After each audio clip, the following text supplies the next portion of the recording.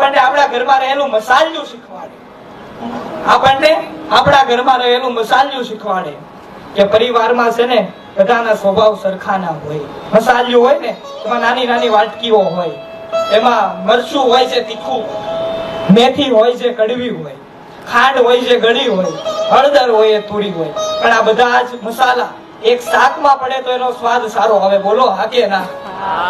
એવી જ રીતે પરિવારમાં કોઈકનો સ્વભાવ મરચાની જેમ તીખો હોય તો કોઈકનો ખાંડની જેમ ગળ્યો હોય તો કોઈકનો મેથીની જેમ કડવો પણ હોય. જેમ મસાલા શાકમાં ભળી જાય એમ ભળી જશો તો આ દુનિયામાં સાચા અર્થમાં પરિવારમાં જીવવાની મજા આવી જશે. તમારા પરિવારનો સ્વાદ જળવાઈ જશે જો બધાના સ્વભાવ સાથે એડજસ્ટ થતા શીખી જાઓ. ક્યારેક સાસુનો સ્વભાવ મરચાની જેમ તીખો થઈ ગયો હોય તો વહુને ખાંડનો સ્વભાવ ધારણ કરીને ગળ્યું થઈ જવાનું, પરિવાર ટકી જાય.